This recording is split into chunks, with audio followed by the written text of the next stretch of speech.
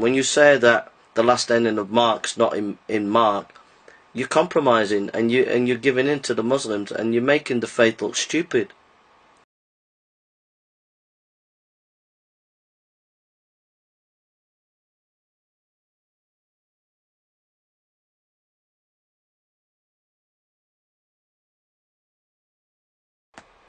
And what concerns me is that there are well-meaning evangelicals out there and reformed people who are doing the faith a disservice because they're compromising on various issues. There are people like James White, who I love, and Mike Licona and many other scholars who defend the faith, who say that the last ending of Mark and the woman caught in adultery is not in the Bible.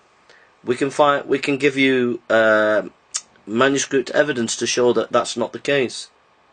Just go and read Dean Bergen's article on the last ending of Mark.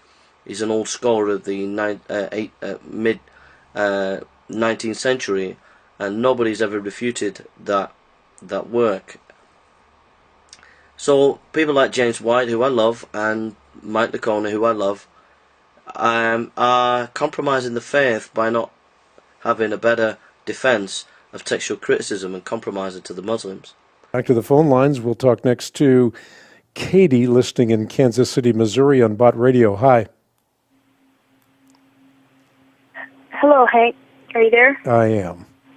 Okay, thank you for answering my call. I have a question about John chapter 8 and the story about the adulterous woman who was brought before Jesus, and they were trying to entrap him.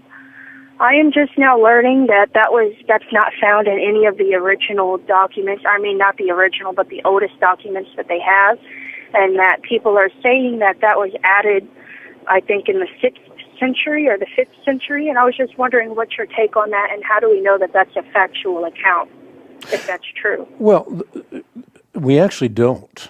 What you have is the science of textual criticism, and what the science of textual criticism does is it compares manuscripts with manuscripts.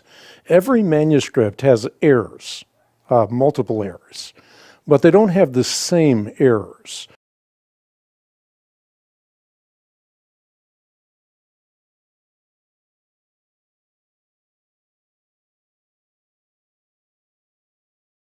And that's sort of a microcosm of the science of textual criticism, and that's why you find in modern translations exactly what you noted in the prologue to your question, that the oldest and most reliable manuscripts do not contain this story. And it comports well with the person and work of Jesus Christ, but it isn't found in the oldest, most reliable manuscripts. Okay. Thank you for taking my call.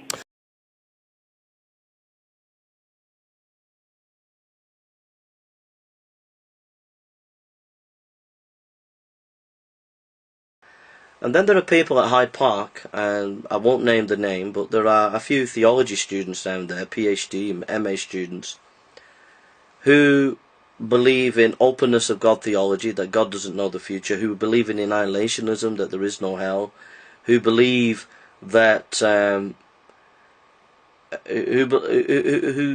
have taken on a lot of modern scholarship to the point where they're not strong conservative evangelicals, and they're going down there defending the faith, but they're compromising because they don't believe in hell.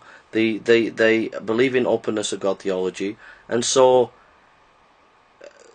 they are not conservative evangelical scholars or evangelical defenders of the faith.